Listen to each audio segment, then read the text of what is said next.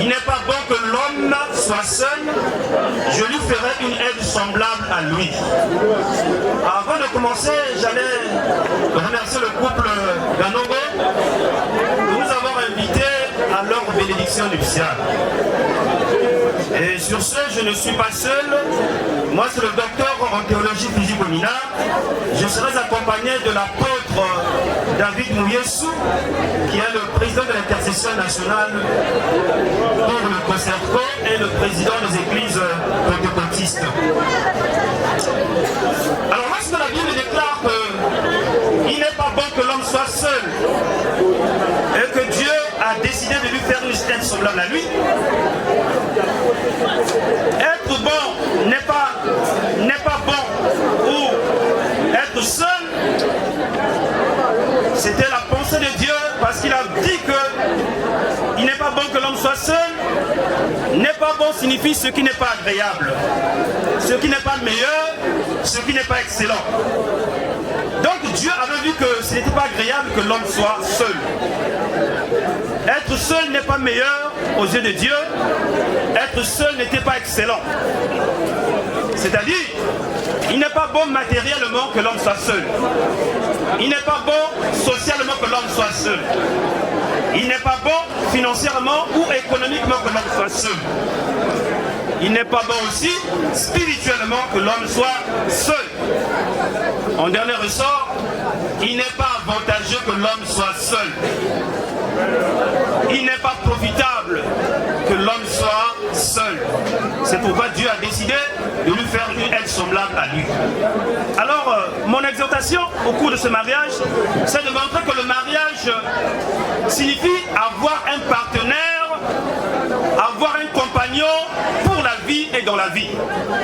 Si quelqu'un se marie, il doit avoir un compagnon dans la vie et pour la vie. Peuple de Dieu, alléluia. Je n'entends pas vous alléluia. Alléluia. Se marier consiste donc à avoir un partenaire dans la vie. Un partenaire sexuel pour avoir des enfants, afin de multiplier la terre. Un partenaire social dans les affaires, les activités. Un partenaire financier. Un partenaire de prière. Un partenaire de mission, un partenaire économique, que j'ai encore. Donc si quelqu'un se marie, par le mariage, il trouve un compagnon pour toute sa vie. Se marier, c'est aussi avoir une aide semblable, avoir un secours, c'est trouver une aide qui convienne pour la vie, ce qu'on appelle avoir un vis-à-vis. Se marier, c'est avoir un partenaire qui sera pour vous un associé dans la vie, un ami, un collaborateur, un allié dans les combats de la vie. Lorsque quelqu'un se marie, il trouve quelqu'un avec qui il peut partager ses joies et ses peines, quelqu'un avec qui il doit partager les choses de la vie. Il y a un adage qui dit, une joie partagée est multipliée, mais une souffrance partagée est amoindrie. C'est pourquoi lorsqu'on se marie, on trouve quelqu'un avec qui on peut se partager ses joies, comme on peut se partager ses peines. Peuple de Dieu, alléluia. Donc, le mariage de notre sœur Flore et papa Célestin est un mariage que j'appelle un couple culturel, parce qu'ils se sont rencontrés pour la première fois en 2004 lors d'un événement culturel, lors d'un spectacle de musique et de danse. Et depuis lors, ils sont demeurés entachés. Le maire a lui ici 16 ans durant, l'un à l'autre.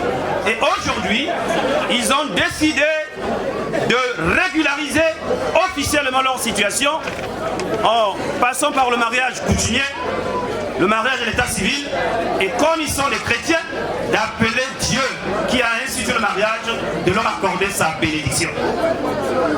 C'est ainsi que nous, les pasteurs, nous sommes intervenus pour introduire la parole de Dieu, à travers laquelle le couple ici sera béni. Amen. Il est écrit dans Ecclésiaste 4, verset 12, que deux valent mieux qu'un, parce qu'ils retirent un bon salaire de leur travail. Car s'il tombe, l'un relève son compagnon, mais malheur à celui qui est seul et qui tombe sans avoir un secours pour le relever. De même que si deux deux couchent ensemble, ils auront chaud. Mais celui qui est seul, comment aura-t-il chaud? Et si quelqu'un est plus fort qu'un seul, les deux peuvent lui résister. Et la corde à 3 fils ne se rompt pas facilement. Parole du Seigneur. Je prie donc que Dieu donne à quelqu'un parmi vous qui m'écoutiez en cette heure un partenaire dans la vie, si vous recherchez un partenaire, mais surtout un partenaire pour toute la vie. Je prie que celui qui cherche à faire un bon choix et ceux qui ont déjà fait des choix, que Dieu donne une bonne confirmation, car votre choix influencera votre vie par la suite des temps. Votre choix influencera votre destinée. Votre choix influencera votre avenir. Lorsque deux personnes se marient, c'est à l'image de Jésus-Christ qui s'est marié à nous, l'Église.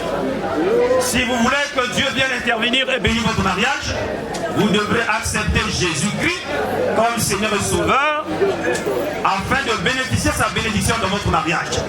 Si vous êtes avec moi d'accord que nous pouvions appeler Jésus, notre Seigneur, de venir intervenir dans leur mariage, de les bénir, nous crions tous Amen, comme ça je vais m'arrêter.